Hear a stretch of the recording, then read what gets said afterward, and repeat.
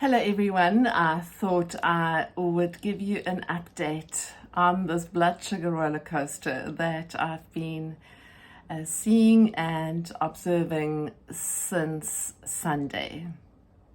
So if you watched my previous video and if you've looked at some of the shorts that I shared, you will remember that I mentioned that on Sunday I ate very differently. I had something to drink that I don't often drink, and then yesterday my blood sugar was really all over the place and much higher than what it normally is, and it came down to 5.4 yesterday afternoon, which was great. I was expecting it to really settle, but this is where the surprise happens. And I suppose for me, why checking my blood glucose from time to time, especially when things are a little bit up and down, it really is helpful to inform my choices and the next steps. Welcome to my channel, Emma Mentel, health and wellness practitioner. I talk a lot about fasting. I've been mentioning cold plunges.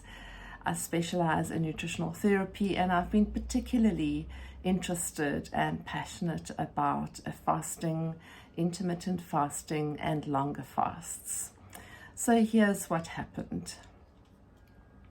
This morning, when I woke up, really expecting things to be back to normal, my blood glucose was on 6.3. So after yesterday afternoon's reading of 5.4, I think, or 5.5, this to me came as a real surprise. And initially I did really experience some disappointment. I was like, no man, this is so frustrating. What is going on here? But again, you know, the body has such valuable information to give us and for us to learn from how this goes and what the next steps should be. So I had a really vigorous workout this morning, some cardio and weight training. And after that session, I thought I would check my blood glucose again, really expecting it to now be down. And to my shock and surprise, it had gone up even more. So it went up to 6.8 after exercise. And you would ask the same question as me, how is this even possible?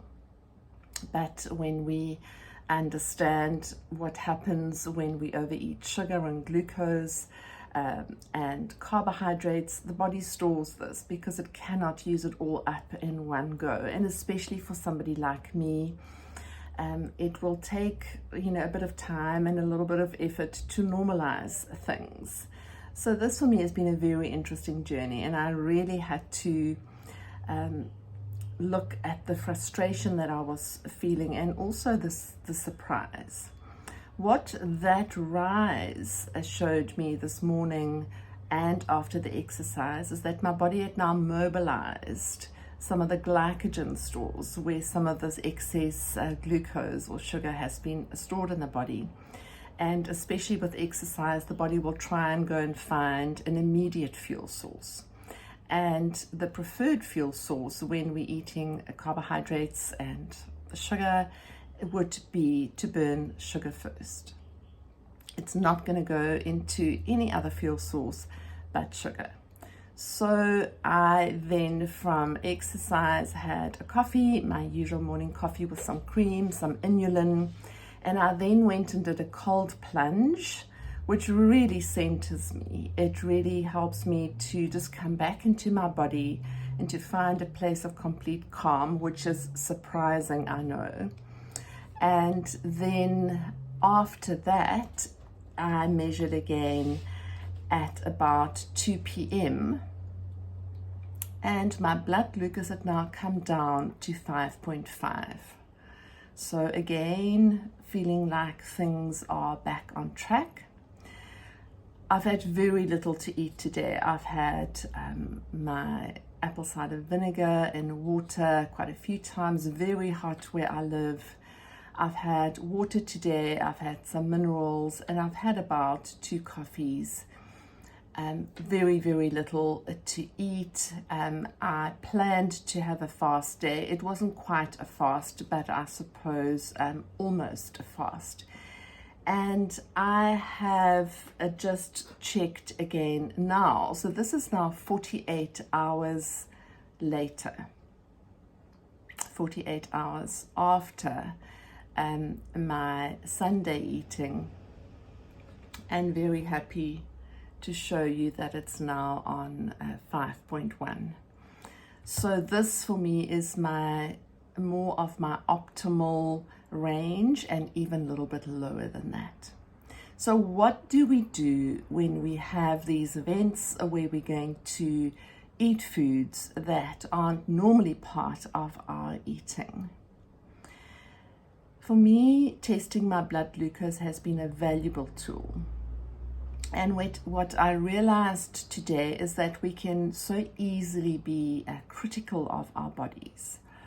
And we can so easily feel disheartened and disillusioned and disappointed that the body just didn't get rid of it in a few hours.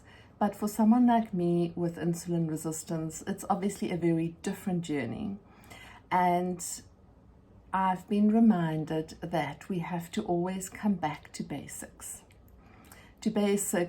of really eating clean, or maybe having very little food in the days that follow, maybe even going into a longer fast, if that is at all possible, to keep exercising, because exercise will help to use up any of the stored glucose. And I think this morning's workout really, really helped. Yesterday I swam, but it wasn't quite as an exerting exercise as this morning.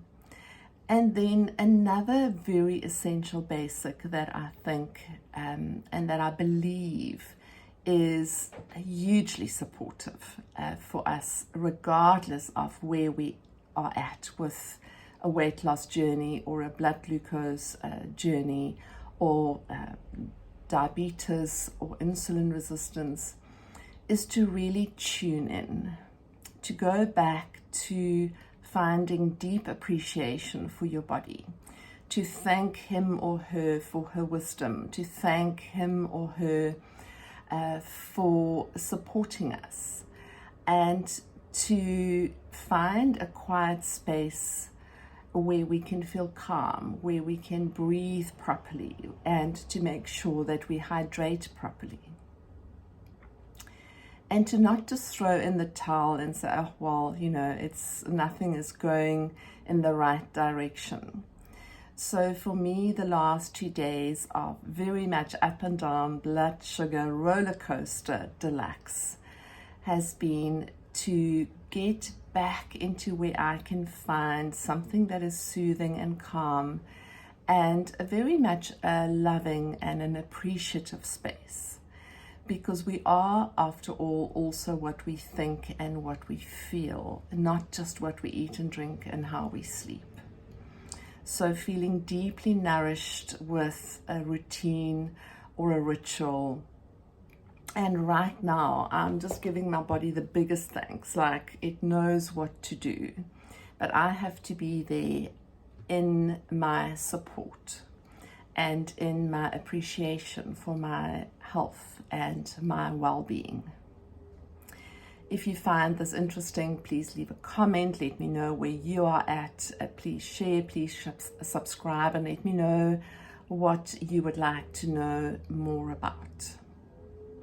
I've really found the last 2 days to be quite educating for myself as a practitioner and for somebody who prescribes fasting and who teaches fasting as a tool.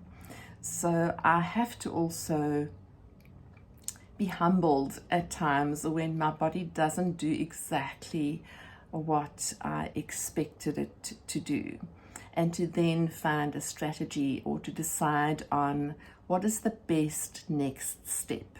I don't have to get ahead of myself. I just have to think about what is the best next step. And by testing blood glucose regularly, that can then help me to decide.